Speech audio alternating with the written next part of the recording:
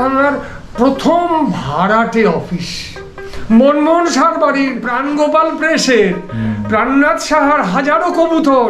সোমবারের পরে মঙ্গল বুধ কবুতরগুলো কি খায়, মানে 16 আনায় 1 আনা, একদম মানে 100-র হিসাব নয়, তো 64-র হিসাব। কালিকাগঞ্জ থেকে মাথাভাঙা হয়েছে, আমার অথেন্টিক বলে আমি ব্যক্তিগতভাবে মনে করি না। মানে পয়লা বৈশাখের একটা গন্ধ হয়, আজকে অক্ষয় তৃতীয়া, কারণ এখন কদম ফুল ফুটে।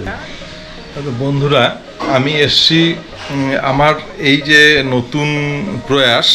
গত ভিডিওতে অনেক দর্শক আপনারা যারা কমেন্টস করেছিলেন যে মাথাভাঙার নাম এবং মাথাভাঙার ইতিহাস নিয়ে কিছু বলার, তো আমি এই ব্যাপারে একদমই অনভিজ্ঞ বা অর্বাচীন, বা আমার এরকম খুব একটা বিষয় আমার জানা নেই। এই বিষয়টা আমাদের বাড়ি প্রত্যন্ত গ্রামে ফকিরেকুটি, মাথাভাঙায় আসতাম বিশেষ প্রয়োজনে, সেই জন্য সেইভাবে আমি জানি না। তো যিনি জানেন তাদের থেকে জেনে বলাটাই শ্রেয় বলে মনে হয় আমার, সেই জন্যই আমি আজকে এসেছি।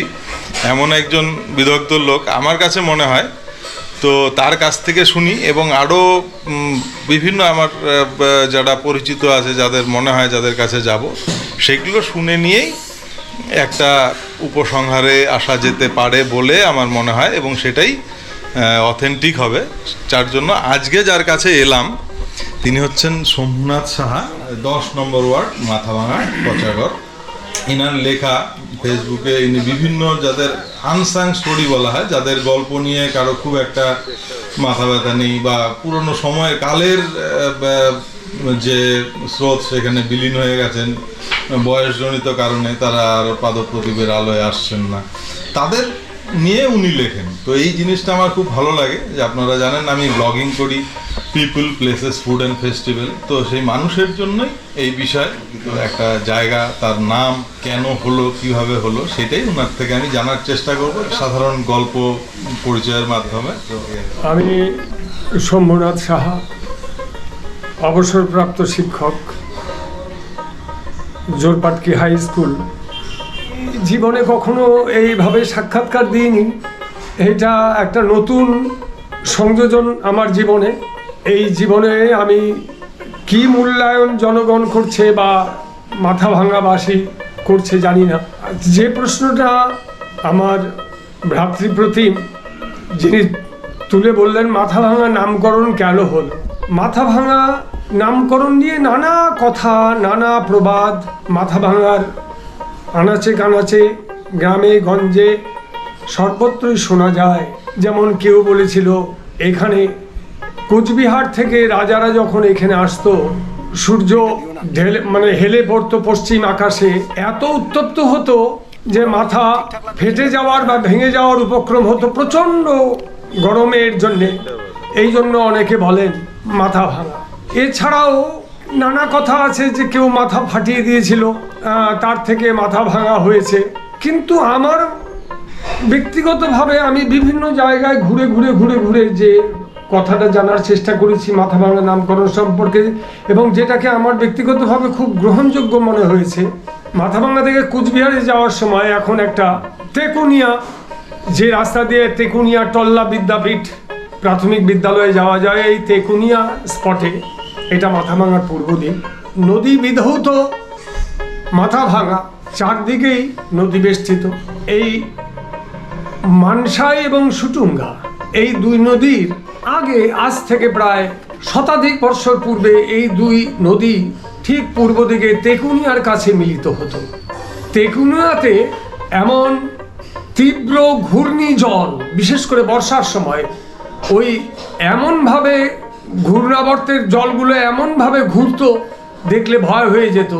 মানসাই থেকে নদী পার হয়ে ওপারে যাওয়া বাস ধরার জন্যে, বা তার আগে গরু গাড়ি নিয়ে যাওয়া, বা সুটুঙ্গার মাঝখান দিয়ে লোকগির সাহায্যে নৌকা চালিয়ে যখন আমরা আমাদের মানে সুটুঙ্গা থেকে মানসাই নদী অতিক্রম করে যখন নাকি যেতে হতো, তখন ওই ঘূর্ণাবর্ত দেখে সমস্ত যাত্রীরা ভয় পেয়ে যেত। ওই বাঁক ছাড়া কিছুতেই নদী অতিক্রম করার আমাদের কোনো জায়গা ছিল না, বিশেষ করে বর্ষার সময়। কেননা বর্ষার জলে সমস্ত টাপু বলতে যা বুঝি সম্পূর্ণ টইটম্বুর হয়ে যেত, এখন মাথাভাঙা নামকরণ উপলক্ষে বলি, এই তেকুনিয়াতে প্রতি বছরই বন্যায় ক্ষতিগ্রস্ত হতো, জমি ভাঙন, এটা তো নিত্য নৈমিত্তিক ব্যাপার, প্রতি বছরই এখানে ভাঙতো। রাজার পক্ষ থেকে প্রতি বছরই এই তেকুনিয়ার এখানে নানা রকম গাছপালা, বাঁশ, কিছু পাথর ফেলে, তখনও পাকা ব্রিজ আমাদের এদিকে কখনো আমরা কল্পনাই করতে পারি না, পাকা বলে কিছু ছিল না, পাকা বাঁধও বলে কিছু ছিল না, কাঁচা বাঁধ প্রতি বছর মেরামত করা হতো এবং প্রতি বছরই ভাঙতো। এবং তেকুনিয়াটা যেহেতু ছিল মাথা ভাঙার পূর্ব প্রান্তের মাথা, অর্থাৎ মাথা ভাঙার মাথা, সেই জন্য এটা যেহেতু প্রতি বছর ভাঙতো এবং প্রতি বছর মেরামত হতো, তার থেকেই মাথা ভাঙা নামটা হয়েছে বলে আমার বিশ্বাস।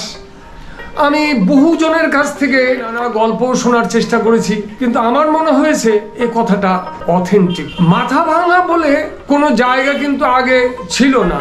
আপনারা জানবেন মাথা ভাঙার নামটা আগে ছিল নগর মাথা ভাঙা। এখনো মৌজা বলে যে কথাটা আছে, এই মৌজা বলতে কিন্তু আমরা এখনো নগর মাথা ভাঙা মৌজা। পরবর্তীকালে টাউন কমিটি আসার পর বা পরে মিউনিসিপ্যালিটি হওয়ার পর ওয়ার্ডগুলো বিন্যস্ত হয়েছে, ভাগাভাগি হয়েছে।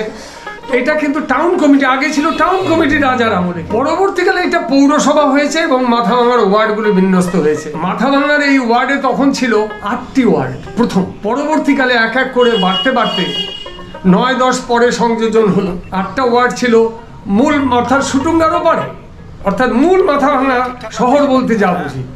পরবর্তীকালে ধীরে ধীরে এটা এই 9-10 সংযোজন হলো, তারও পরবর্তীকালে 11 এবং 12 এই সংযোজন হয়েছে। এখন বর্তমানে এই 200-250 বছর আগের ইতিহাস। কোচবিহারের আকাশে ঘুরে বেরিয়েছি, বোঝার চেষ্টা করেছি, চোখ বুজে, স্বপনে শয়নে আমি বিভিন্ন জায়গায় ঘুরে বেরিয়েছি। আমার মনে হয়েছে মাথাভাঙার নামকরণের সার্থকতা। অনেকেই বলে কালিকাগঞ্জ থেকে মাথাভাঙা হয়েছে, আমার কিন্তু এটা আমার অথেন্টিক বলে আমি ব্যক্তিগতভাবে মনে করি না। কালিকাগঞ্জ ছিল প্রকৃতপক্ষে হাটটার নাম, কালিকাগঞ্জ হাট।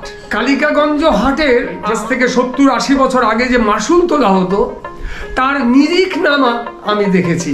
আমার সৌভাগ্য হয়েছিল খুব দুস্থ হিসাবে আমার বাবার সঙ্গে, তখন আমরা কাশি সিং এই মাথাভাঙার বিভিন্ন যে হাটগুলো ছিল, নয়ার হাট, গোসাইয়ের হাট এবং এই মাথাভাঙা হাট, এগুলো ডাক হতো, নিলাম হতো, এগুলো ডাকে ডেকে নিত।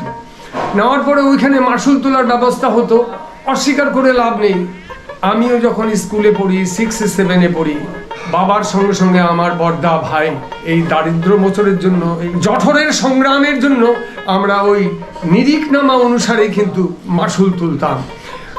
ওই নিরিখনামা দেখার সৌভাগ্য হয়েছিল। এখন সেই নিরিখনামা আছে কিনা আমি বলতে পারবো না, তবে হাটটির নাম যে কালিকাগঞ্জ হাট ছিল এ কথা আমি হলফ করে বলতে পারি। এইটা আমার কাছে বিশেষ পাওনা হলো, আমিও এটা জানতাম যে বাজারটার নামই শুধু বা হাটটার নামই কালিকাগঞ্জ। একদম সঠিক। যেহেতু আপনি ওটার সঙ্গে একেবারে ওতপ্রোতভাবে রেভিনিউর সাথে জড়িত, আপনার কথাটা একদম সত্য হবে এবং অধিক গ্রহণযোগ্য ব্যাপার। হ্যাঁ, সেটা আমার এটা ব্যক্তিগত মত।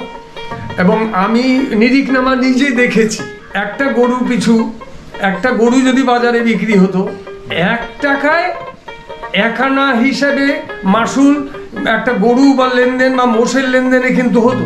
মানে 16 আনায় 1 আনা, একদম মানে 100-র হিসাব নয়, হ্যাঁ 64-র হিসাব, 16 আনায় টাকা। তাহলে এইটা আমাদেরকে বুঝতে হবে, তখনকার দিনে কিন্তু এই যে 100 টাকায় 100 আনা ট্যাক্সের ধার্য ছিল। গরু হাটের মধ্যেও ছিলাম, দিনান্তে কখনো 1 টাকা বা 1.5 টাকা, 1 টাকা 50 পয়সা, বা যারা খুব আরেকটু, আমরা ছোট ছিলাম বলে এই পারিশ্রমিকটা দেওয়া হতো, কিন্তু যারা একটু বড় ছিল তাদের 2 টাকা 2.5 টাকাও দেওয়া হতো। পত্তমা বলে খুব লিখতেন সেরেস্তায়, সেই বর্তমান কিন্তু 5 টাকা পেতেন তখনকার দিনে কিন্তু 5 টাকা দিনের মজুরি, এটা কিন্তু মানে ভাবা যায় না। নিরিখনামা অনুসারে আমি নয়ারহাটেও মাসুল তুলতে গিয়েছি। আমার সৌভাগ্য হয়েছিল মাথাভাঙায়, যেহেতু আমার জন্ম, মানে মাথাভাঙার মাটির গন্ধ আমার খুব পরিচিত। গ্রামে গঞ্জের সেই কি বলবো, পাটের যে পাট জাগানো গন্ধ, এখন প্রায় শহরে থাকি, পাট জাগানো গন্ধ পাই না বললেই চলে। চৈত্রের খরার শেষে যখন বৃষ্টি আকাশ থেকে পড়তো, মাটির সোদা গন্ধ এখনো নাকে লেগে আছে। কখনো যদি এই সোদা গন্ধটা আমি পাই, আমার সেই পুরনো দিনের স্মৃতি আমার ভেসে ওঠে, আমি সে কথা ভুলতে পারি না। এইটাই। আপনাকে আরেকটু নতুনভাবে পেলাম। আপনি যে শেষ কথাটা বললেন, এই যে গন্ধের ব্যাপার, আমি আমাদের বাড়ি তো ফজলিগুটি গ্রামেই আমার মোটামুটি 17-18 বছর কেটেছে। তো এই গন্ধ, বিশেষ গন্ধ আমি চোখ বন্ধ করে বলে দিতে পারবো, মানে ইভেন রাস্তা দিয়ে গেলেও যে এই জায়গাটাতে আমি এসেছি, এই গন্ধ। এই আস্তে আস্তে ভাবছিলাম, এই যে বৈশাখ মাস, মানে পয়লা বৈশাখের একটা গন্ধ হয়, আজকে অক্ষয় তৃতীয়া, কারণ এখন কদম ফুল ফুটে একদম বাতাসে, আর হচ্ছে সুপারি ফুল। এই দুটো, এই যে এখন যে ভেজা বাতাস, তার সাথে মিশে একটা আলাদা গন্ধ তৈরি। খুব ভালো লাগলো তোমার কথা শুনে। হ্যাঁ, আমাদের ভিতরে আগে যারা ছিলাম, আজ থেকে 70-75 বছর আগে, তাদের ভিতরে যে প্রকৃতি প্রেম, প্রকৃতি হারিয়ে যাচ্ছে, মানুষের ভিতর থেকে প্রকৃতিগুলোকে হারিয়ে যাচ্ছে, আমরা প্রকৃতিকে পাচ্ছি না। আমাদের ছিল প্রকৃতির বন্ধন, প্রকৃতির বন্ধনকে আমাদের ছিল প্রকৃতিকে নিয়ে খেলাধুলা। সে খেলাধুলার অংশ তোমাদেরও ছিল, আমি জানি সেই অংশ তোমাদের ভিতরে আছে। এই সাঁতার কাটা, দাঁড়িয়া বান্ধা খেলা, কানামাছি খেলা, এগুলো কি ভোলা যায়? ঘুড়ি উড়ানো, মানসাইয়ের চরে ঘুড়ি উড়ানো, সেই দিনগুলোর কথা কিছুতেই ভোলা যায় না। আমি তো অন্তত ভুলতে পারি না। প্রকৃতি আমাকে তাড়া করে বেড়ায়। এখনো পূর্ব পাড়ার কোথায় কোন গাছটা ছিল সেটা আমি বলতে পারি। যে আমি শুনেছি এখনো সেটার অস্তিত্ব আছে, কিন্তু খুবই ভগ্নদশায়। যেটা হচ্ছে মাথাভাঙা, যেটা আগে LIC অফিস নামে পরিচিত, সেটা অ্যাকচুয়ালি সেন্ট্রাল এক্সাইজ, মানে কেন্দ্রীয় রাজস্ব দপ্তরের একটা অফিস ছিল, এবং যেখান থেকে তামাকের উপরে শুল্ক বা কিছু ধার্য করা হতো। ওটাকে টিপি বলতো। আচ্ছা, TP3 3টা কাগজ থাকতো, একটা সরকারের কাছে হতো যে আবাদ করতো তামাক, তার কাছে 2টো দেওয়া হতো। যখন বিক্রি করবে, তখন বিক্রির জন্য যে একটা হাত ছিটা বলতো তখনকার দিনে, হাত ছিটা, সেই হাত ছিটার একটা অংশ তখন মালিকের কাছে দেওয়া হতো। মালিক এবং যে মানে ফসলটা ফলাতো তামাক, এটা মাথাভাঙায় এখন যেখানে সেন্ট্রাল এক্সাইজ দেখতে পাই, LIC বিল্ডিং এর যেটা, এখানেই কিন্তু আমাদের সেন্ট্রাল এক্সাইজ অফিস ছিল না। মাথাভাঙার সেন্ট্রাল এক্সাইজ সর্বপ্রথম অফিস ছিল বক্তারমল সেরাউগির দোতলায়, কাঠের দোতলায়, যার ভগ্নাবশেষ এখনো কিন্তু বক্তারমলের যে বড় ছেলে আছে, সেই বড় ছেলের যে টিনের দোকানটা আছে, সেই দোকানের পাশ দিয়ে কিন্তু দোতলার বিল্ডিংটার অবশিষ্টাংশ দেখা যায়, যেখানে এখন একেবারে রীতিমতো চালের গোডাউনে পরিপূর্ণ। তার উপর অংশটাই ছিল কিন্তু সেন্ট্রাল এক্সাইজ অফিস, মাথাভাঙার প্রথম ভাড়াটে অফিস। মাথাভাঙায় তার আগে কোনো ভাড়া দেওয়া হয়েছিল বলে কিন্তু আমি অনুসন্ধান করে যা দেখেছি, ওইটাই মাথাভাঙার প্রথম। আমি যখন কেবলমাত্র এই 5-6-এ পড়ি, আমাদের জমি জমা ছিল দইভাঙ্গিতে, ওইখানে হাত ছিটার জন্য, যেটাকে ইংরেজিতে বলা হয় TP3, টোবাকো পারমিট 3, TP3 বলতো। এমনি সবাই গ্রামে গঞ্জে বলতো হাত ছিটা, হাত ছিটা ওখান থেকে দেওয়া হবে। তা ওইখানে বাবার হাত ধরে ধরে ওইখানে যাওয়ার অভ্যাস আমার হয়েছিল। আমি ওইখানে দেখেছি কত রমরমা অফিস ছিল দোতলায়, সেই কাঠের সিঁড়ি বেয়ে বেয়ে আমরা উপরে উঠতাম। আমরা প্রথম কাঠের সিঁড়ি বক্তারমাল সেরাউগির উঁচু অনেক ছিল, কিন্তু ওর পাশ দিয়ে ছিল ধানহাটি, মাথা ভাঙার সোমবার এবং বৃহস্পতিবার দিন কিন্তু ওর সামনেই ছিল গরুহাটি, এবং তার ঠিক পশ্চিম গরুহাটির পশ্চিম দিকটাই ছিল ধানহাটি। আমরা কিন্তু মাথা ভাঙার স্মৃতি হারিয়ে ফেলেছি। অনেকেই হয়তো বলবে না, সোমবারের পরে মঙ্গল বুধ কবুতরগুলো কি খায়? মনমোহন সার বাড়ির হাজারো কবুতর এবং প্রাণগোপাল প্রেসের প্রাণনাথ সাহার হাজারো কবুতর এইখানে কিন্তু বিনা পারিশ্রমিকেই তারা কিন্তু এখানে খাবার পেয়ে যেত, সর্ষে ধান সমস্ত পেয়ে যেত, এবং খুব সুন্দরভাবে তারা কি সুন্দর নৃত্য করে বেড়াতো। সেই দৃশ্য এখন আর দেখা যায় না। ভুলে গেছি এই ইতিহাস।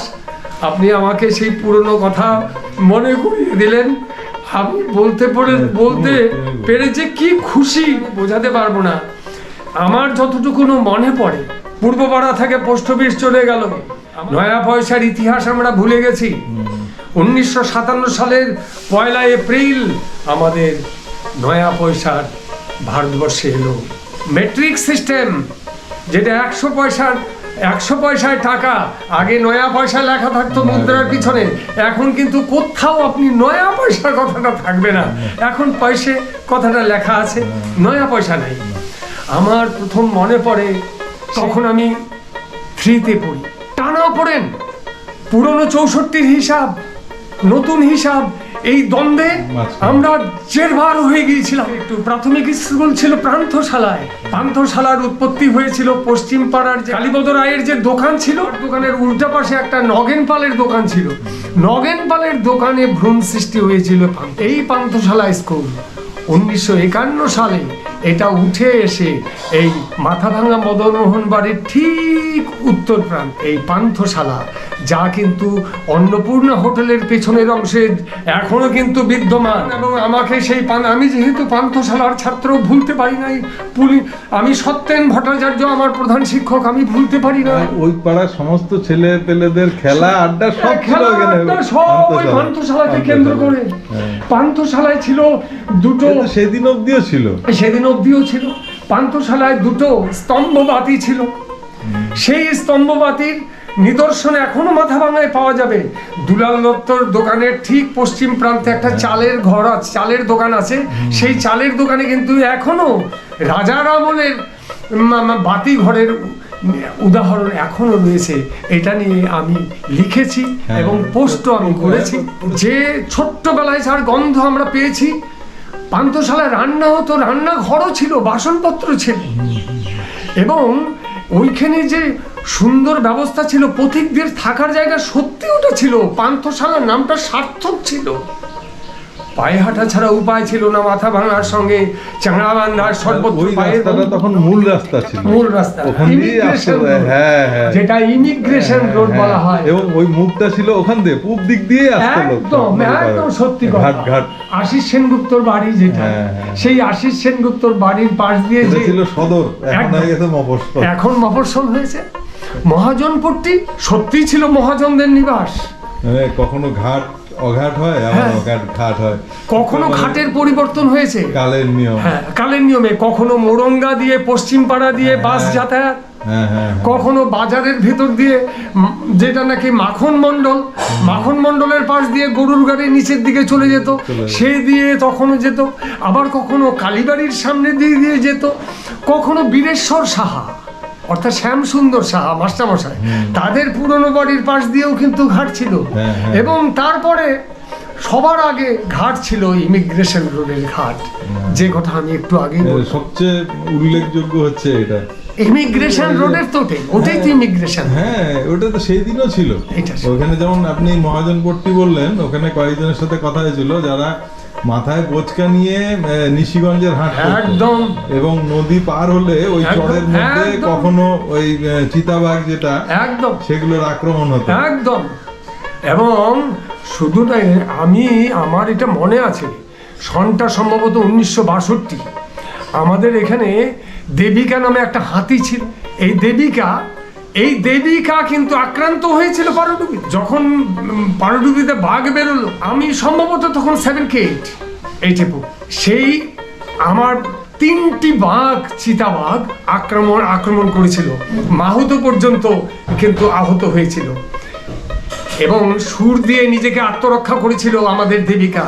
আমাদের দেবিকা কিন্তু অত্যন্ত শান্ত প্রকৃতির। লিখেছিলেন যেটা। হ্যাঁ, এই দেবিকা কিন্তু 1 মাস মাথা ভাঙায়, তখন কিন্তু কোনো রকম ভেটেরিনারি হসপিটাল ছিল না, টোটকা ওষুধপত্র দেওয়া হতো।